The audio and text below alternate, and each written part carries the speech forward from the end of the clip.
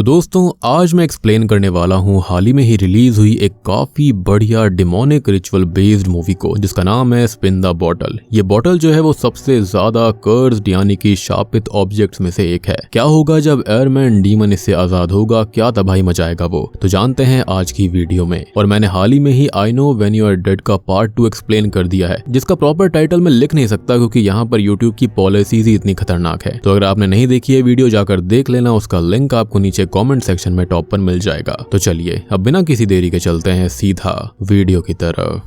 Movie की शुरुआत होती है टेक्सास के जेनिंग्स से और साल होता है 1978। तभी हम कुछ टीनेजर्स को देखते हैं जिसके अंदर लॉरेलाई रैंडल मेन थी। उसके साथ ही होते हैं जिनके नाम कार्टर, कार्लीन, फिलिस, डेविड और एड था। ये सभी आए हुए थे लॉरेलाई के घर पर जो कि आबादी से काफी दूर था, काफी शांत था। वो सब यहाँ पर आए थे मजे करने के लिए। और यहाँ पर जो लॉरेलाई होती है ना, वो कार्टर को काफी पसंद करती थी। खैर यहाँ कार्टर और बाकी सब लॉरेलाई को उसके सेलर में ले जाने के लिए बोलते हैं, जिसको सुनकर वो बहुत घबरा जाती है क्योंकि वहाँ पर जाना अलाउड नहीं था। वहाँ पर कुछ ऐसा था जिस वजह से उन्हें वहाँ पर नहीं जाना चाहिए। लेकिन तभी कार्लीन कहती है कि क्या उसे कार्टर के साथ मजे नहीं करने। तो लॉरेलाई बोलती है कि ये कोई सेलर नहीं है बल्कि एक चैपल है। और कार्टर उससे रिक्वेस्ट करने लगता है कि वो चैपल का दरवाजा प्लीज ओपन कर दे, क्योंकि वो कार्टर को पसंद करती थी, इसलिए वो उसका कहना नहीं टालती। जिसके बाद वो सभी चैपल में आ जाते हैं, जहाँ पर एड वहाँ पर सांपों को देखता है। साथ ही साथ वो जगह काफी अजीब थी। वहाँ पर कुछ चीजें जादू टोने की थी जिसको देखकर सभी एक्साइटेड हो जाते हैं, जबकि उनको घबराना चाहिए था। अब यहाँ लॉरेलाई उन सबको फिर से ऊपर चलने के लिए कहती है। अगर उसके डैड को इस बारे में पता चल गया तो वो उससे काफी नाराज होंगे।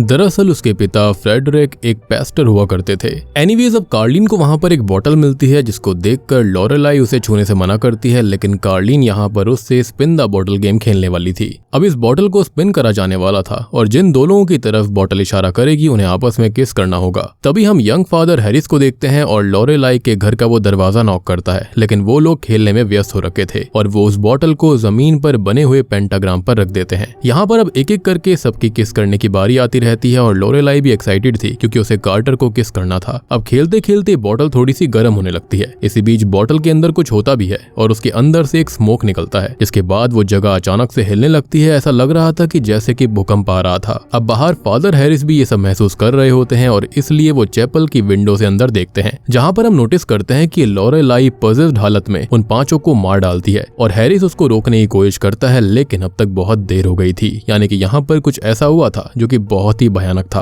अब तभी सीन प्रेजेंट टाइम में आता है, जहाँ पर ह्यूस्टन के अंदर हम एक लड़के कोल रैंडल को देखते हैं जो कि इनके परिवार से ही जुड़ा हुआ है। कोल अपनी माँ मोरा से वेलनेस सेंटर में मिलने जाता है और उन्हें काफी सारी फाइनेंशियल प्रॉब्लम्स भी थी, जिस वजह से कोल अपने एक लौते घर जा रहा था जो कि जेनिंग्स में ही है और वही एक प्रॉपर्टी थी जो कि उनके पास मौजूद थी, यानी कि शुरुआत वाला घर। उसकी माँ उसे कहती है कि उसे ये सब करने की कोई जरूरत नहीं है, वो अटलांटा जाकर उसका स्कूल कंटिन्यू रखे। लेकिन कोल ये कहता है कि उनके लिए वहाँ पर कुछ नहीं है और वो जेनिंग्स में अपना स्कूल शुरू करेगा। वो वहाँ पर जाएगा और उस घर को फिक्स करेगा और तब तक के लिए उसकी माँ यहाँ पर वेलनेस सेंटर में रहेगी। और यहाँ पर कोल से उसकी माँ ये कहती है कि उसका बचपन वहाँ पर सही से नहीं बीता था और इसलिए वो थोड़ा सा ध्यान रखे। साथ ही साथ वो सेलर के दरवाजे को खोलने से मना करती है और यहाँ पर हमको ये समझ में आता है कि कोल की मॉम का रिलेशन उसी घर से है जो कि हमने मूवी की शुरुआत में देखा। साथ ही साथ लॉरेलाई का भी इससे कुछ न कुछ कनेक्शन था। ऑब्वियस सी बात है, ये भी रैंडल्स थे। अब अपनी मॉम को बाय बोलकर वो वहाँ से निकल जाता है, जिसके बाद थोड़े घंटों में वो उस घर पर आ जाता है जो कि लॉरेलाई का था। यहाँ वो अंदर जाता है जहाँ पर उसे कुछ पुराने फोटोज मिलते हैं। साथ ही साथ उसे लॉरेलाई का भी फोटो मिलता है। वो थोड़ा घर को एक्सप्लोर करता है जहाँ पर उसे कुछ गुड़िया और लॉरेलाई के मॉम डैड की फोटो मिलती है। खैर इसके बाद वो बास्केटबॉल की प्रैक्टिस के लिए बास्केटबॉल कोर्ट जा रहा था और उसके लिए उसने पहले ही अप्लाई किया हुआ था। अब तभी कैसी नाम की एक लड़की उसे मिलती है जो कि वहाँ की टीम की मैनेजर थी।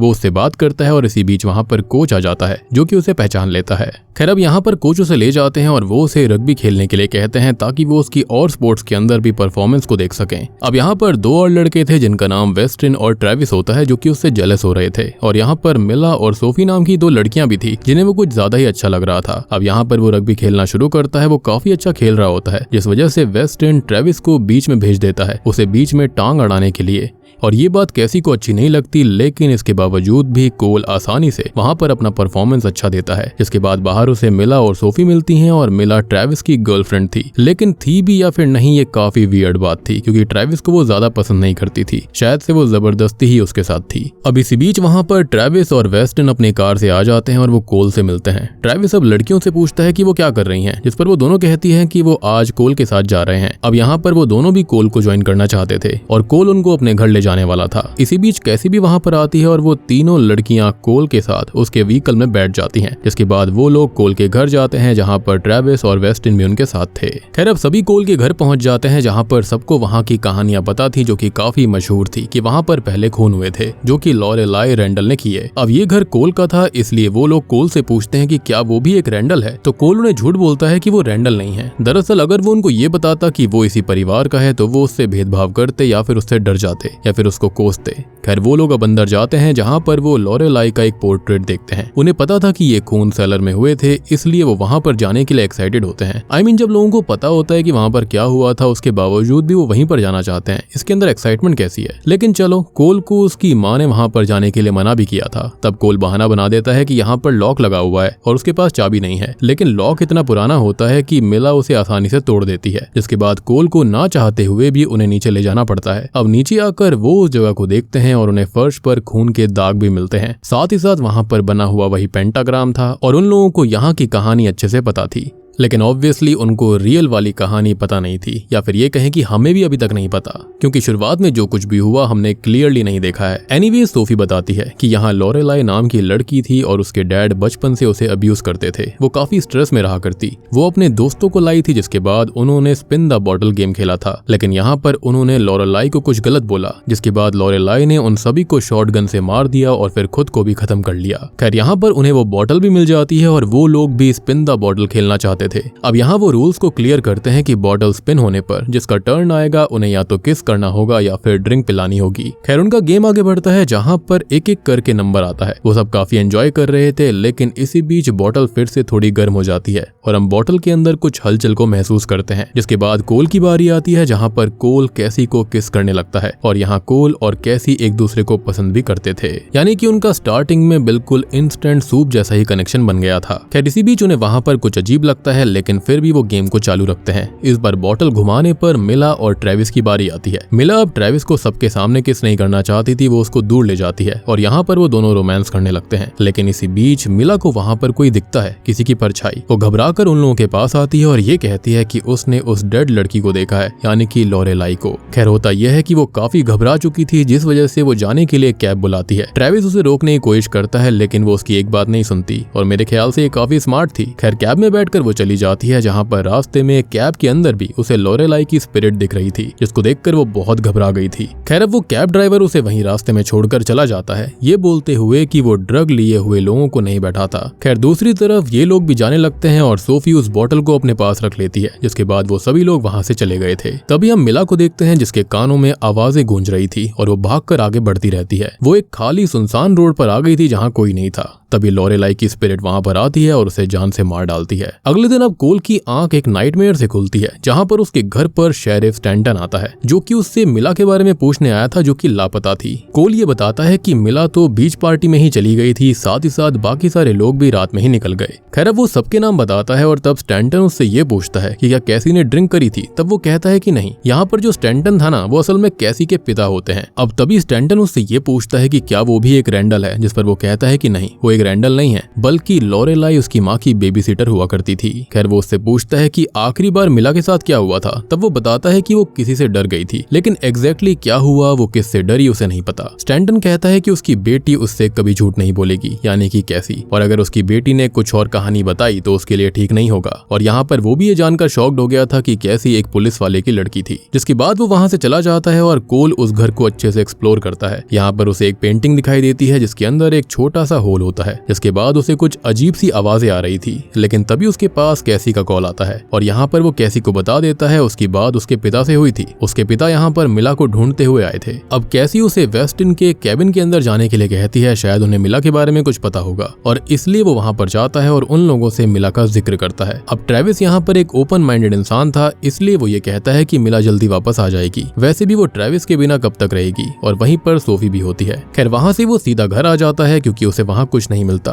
अब तभी वो इंटरनेट के ऊपर रैंडल्स के बारे में रिसर्च कर रहा था, जहाँ पर उसे कुछ न्यूज हेडलाइंस मिलती हैं जिसके अंदर लिखा हुआ था कि लॉरेलाई के पिता जो थे वो असल में सैटानिक रिचुअल्स किया करते थे। वो ये पढ़ ही रहा होता है कि तभी कैसी उससे मिलने आ जाती है। वो उससे बात करती है और उसको बताती है कि टाउन में रैंडल्स के बारे में काफी अफवाहें फैली हुई हैं। खैर अब तभी कोल उसको बता देता है कि वो भी एक रैंडल है, यानी कि उसकी माँ लॉरेलाई की छोटी बहन है और लॉरेलाई तब मरी थी जब उसकी माँ सिर्फ एक बच्ची थी। यहाँ पर अब वो लोग नीचे सेलर में चेक करने जाते हैं, जहाँ पर शायद वहाँ से उन्हें कुछ मिल जाए। लेकिन वहाँ जाकर उनको पता चलता है कि वो बॉटल वहाँ से गायब है, जो कि काफी अजीब था। साथ ही साथ कैसी को अंधेरे में कुछ दिखाई भी देता है। अब इसी बीच उन्हें सोफी की आवाज आती है, जो कि दरवाजा खटखटाते हुए उनसे हेल्प मांग रही थी। वो दोनों जल्दी से ऊपर जाते हैं और बाहर आने पर उन्हें सोफी मिलती है, जिसकी हालत खराब थी। लेकिन हमको पता चलता है कि ये सब असल में वेस्टिन का प्लान था और एक भद्दा मजाक था। ये जानकर कोल उसे पीटने लगता है क्योंकि उसे ऐसे टाइम पर भी प्रैंक सूझ रहे थे। अब कैसी के पास उसके पिता का कॉल आता है, जो कि ये कहते हैं कि मिला उनके बीच अब नहीं रही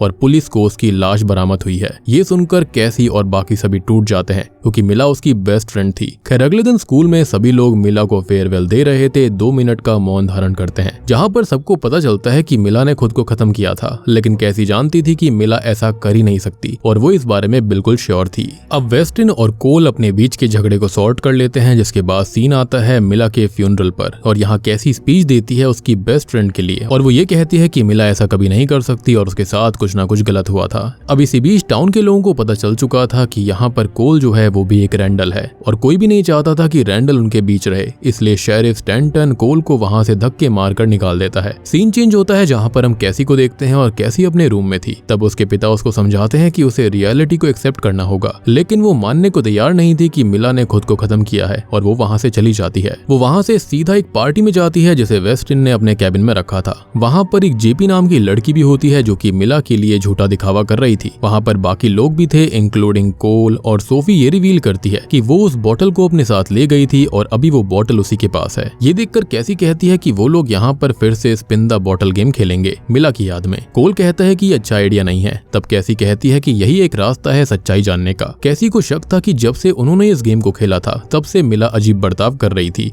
और फिर उसकी मौत हो गई। यहाँ पर वो लोग खेलना शुरू कर देते हैं, जहाँ पर जेपी भी उनके साथ खेलती है। वो गेम को शुरू करते हैं, लेकिन इसी बीच कुछ अजीब चीज होने लगती है। जब वो बोतल घुमाते हैं तब बोतल एक बार घूमकर अपोजिट डायरेक्शन में घूमती है, जिसके बाद बोतल का इशारा कैसी और कोल पर आता है, जहां पर दोनों किस करते हैं। अब तभी सोफी को अचानक से ही लॉरेलाई की प्रेजेंस फील होने लगती है, जिस वजह से वो काफी डर जाती है और वो वहां से निकल जाती है ट्रेविस को ढूंढने के लिए, वो भी अकेली। यहाँ वो ट्रेविस को ढूंढ ही रही थी, लेकिन तभी हम देखते हैं कि लॉरेलाई उसका पीछा कर रही है। लेकिन तभी ट्रेविस वहां पर आ जाता है और वो यहाँ पर किसिंग करने लगते हैं, जिस वजह से लॉरेलाई की स्पिरिट वहां से चली गई थी। यानी कि देख रहे हो स्पिरिट भी कितनी अच्छी है, प्रिवेसी देती है। एनीवेज सभी लोग पार्टी से अपने अपने घर चले जाते हैं और साथ ही साथ कोल और कैसी भी चले गए थे। वहां से वो निकलते हैं और कार के अंदर कोल कैसी से कहता है कि वो इस बोतल को कहीं दूर ले जाकर बैरी कर देगा, क्योंकि इसी वजह से ये सब हो रहा है। जिसके बाद वो दोनों कार में ही इंटीमेट होने लगते हैं, जहां पर कोल उसे बताता है कि उसके पिता उसे और उसकी मॉम को छोड़कर चले गए थे, जिस वजह से उसकी माँ थोड़ी मेंटली अनस्टेबल हो गई और इसी वजह से वो हॉस्पिटल रहने लगी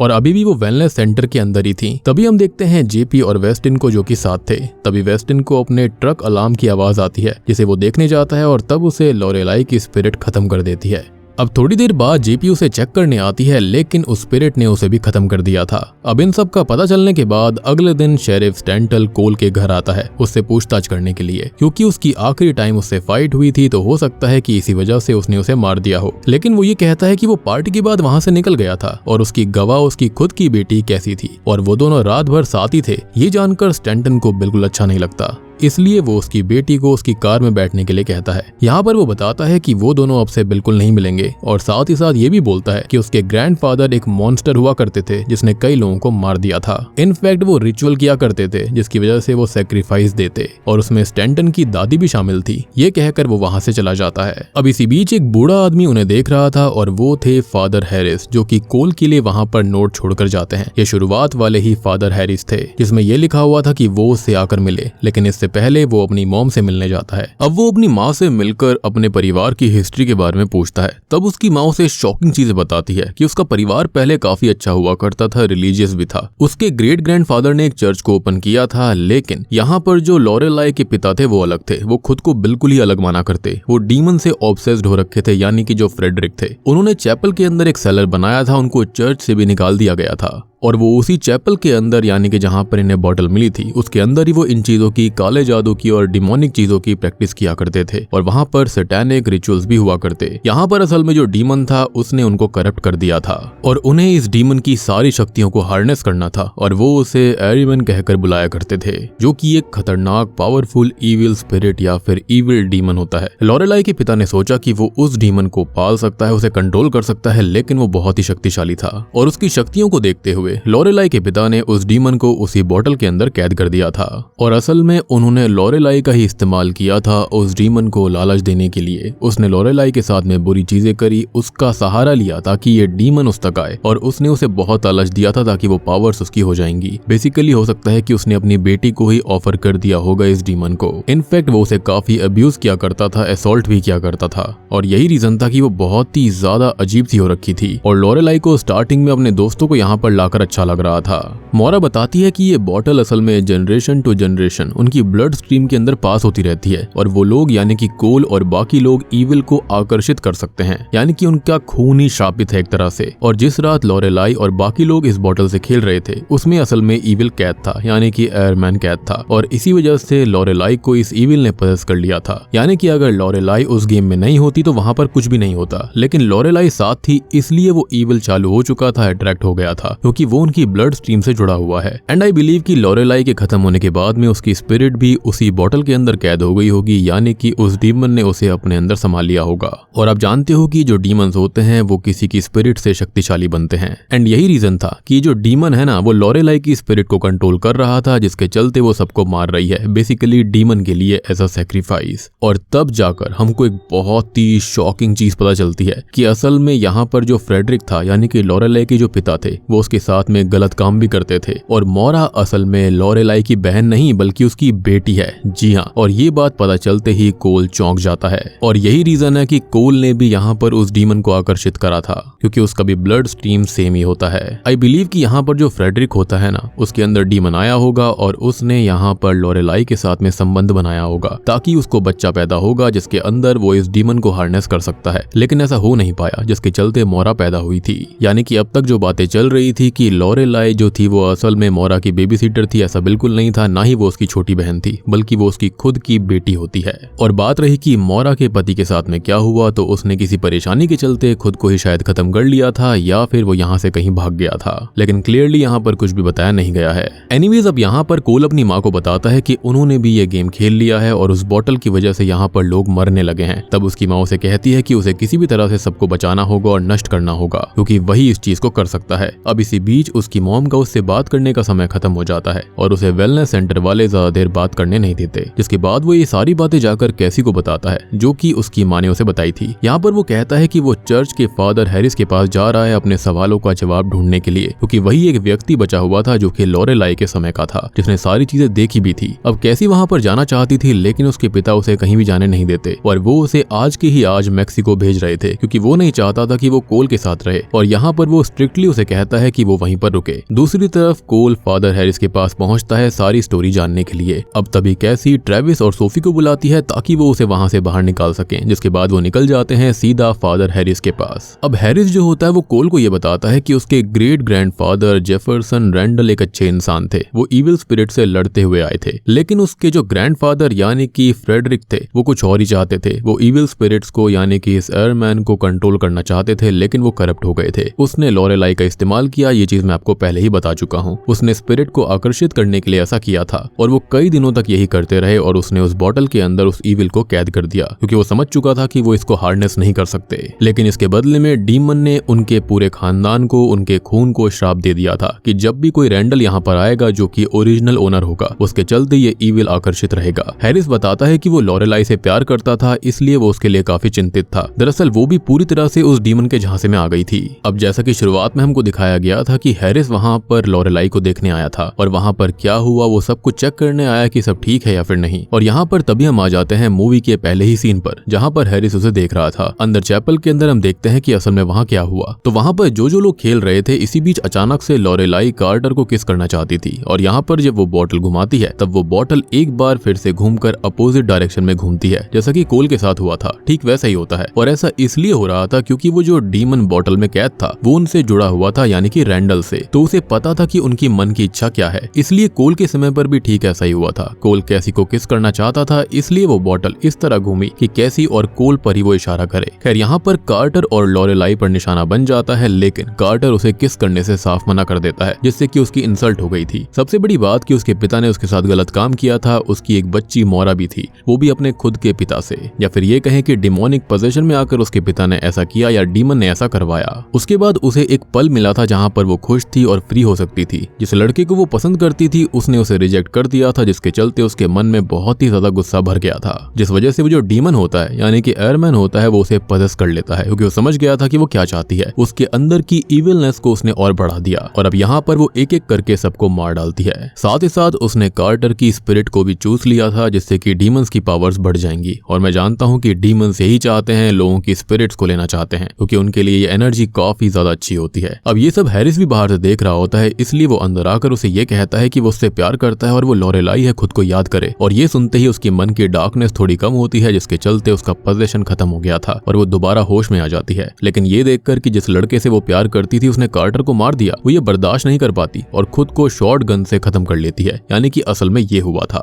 और वो पजेस ही इसलिए हुई थी क्योंकि उसके दिल में दुख था, उसका हार्ट ब्रेक हुआ था, जिसके चलते उसके इमोशंस का फायदा डीमन ने उठाया और डीमन को रास्ता मिल गया था उसको पजेस करने के लिए, जिसके चलते वो उसे इजीली पजेस कर पाया था। अब इसी बीच कैसी, ट्रेविस और सोफी वहां पर आ जाते हैं और वो फादर को बताते हैं कि ये लोग भी उस रात उसके साथ थे। और अब आपको ये भी समझ में आया होगा कि यहाँ पर मिला क्यों खत्म हुई थी। बेसिकली जो डीमन होता है ना, उसने बॉटल के अंदर अपने साथ लॉरेलाई को भी कैद कर लिया था और वो अपने नेक्स्ट विक्टिम का वेट कर रहा था जब तक यहाँ पर कोई और रैंडल आकर उसे आजाद नहीं करता। और अब डीमन जो है वो लॉरेलाई की स्पिरिट का ही इस्तेमाल कर रहा था सबको मारने के लिए। अब तभी कोल हैरिस से इस चीज का उपाय पूछता है, तो वो ये बताता है कि यहाँ उन्हें डीमन और स्पिरिट दोनों को डिफीट करना होगा। दरअसल जो स्पिरिट है वो लॉरेलाई की ही है। हैरिस उसे बोलता है कि डीमन लॉरेलाई के अंदर है और वो उससे जुड़ चुका है। उसके अंदर डिजायर जो थे ना, उसकी वजह से वो उससे जुड़ा हुआ है। अगर वो लॉरेलाई को याद दिलाएं कि वो कौन है और वो कितनी अच्छी थी और उसे कंफर्टेबल करें, तो वो खुद इजीली ट्रैप हो जाएगी। और उसके ट्रैप होने के बाद में डीमन को भी जाना ही पड़ेगा, क्योंकि उसके पास कोई और रास्ता नहीं होगा, कोई मीडियम नहीं रहेगा। और इस काम को सिर्फ एक रैंडल ही कर सकता है, यानी कि कोल ही कर सकता है। और बात रही मोरा की, तो उसकी तो ऐसी स्थिति नहीं थी कि वो ऐसा कुछ कर पाए, बट आई बिलीव कि उसे ऐसा करना चाहिए था। उसकी जिंदगी के काफी कम दिन बचे हुए थे। अपने बेटे को इस तरह की स्थिति में छोड़कर उसे ऐसा नहीं करना चाहिए था।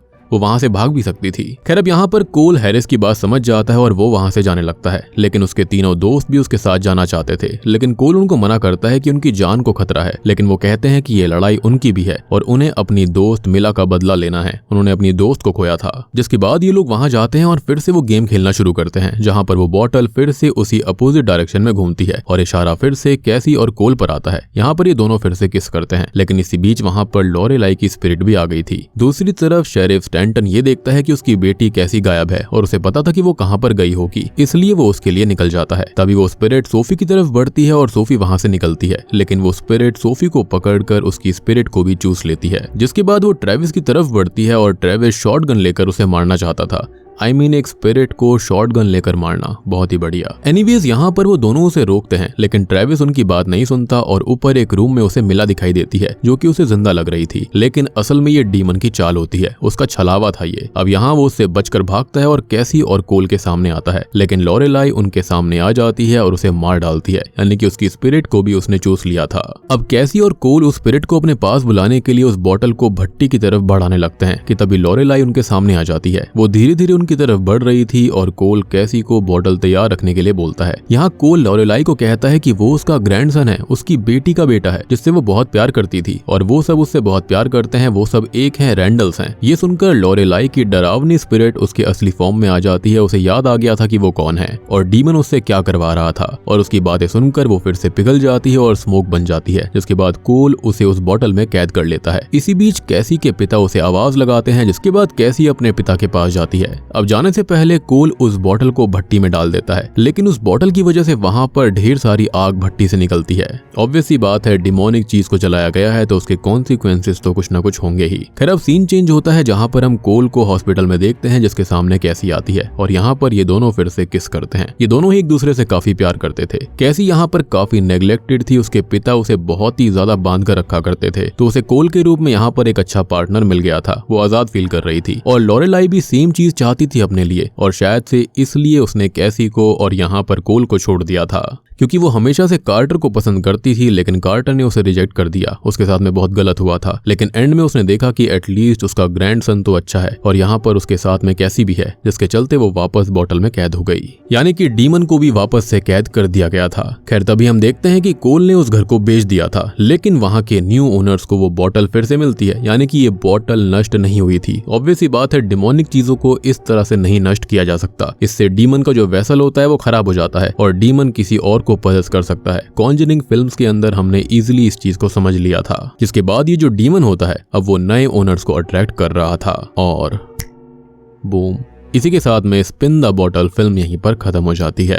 तो दोस्तों ये थी स्पिन द बॉटल फिल्म की कहानी। मैंने सारी की सारी स्टोरी आपको बीच में ही एक्सप्लेन कर दी है कि आखिर यहाँ पर हुआ क्या था, क्या कुछ चल रहा था। एंडिंग में यहाँ पर एयरमैन डीमन खत्म नहीं हुआ है और अब यहाँ पर वो और तबाही मचाएगा। तो उम्मीद करता हूँ वीडियो पसंद आई होगी। पसंद आई है तो वीडियो को लाइक कर देना, चैनल के ऊपर नए हैं तो सब्सक्राइब कर लीजिए। और यहाँ पर I know when you are dead film part 2 को मैंने एक्सप्लेन कर दिया है, तो अगर आपने उसे नहीं देखा है जाकर देख लेना, बहुत ही बेहतरीन मूवी है वो। तो मैं आप सबको मिलता हूँ अगली वीडियो के साथ में, तब तक के लिए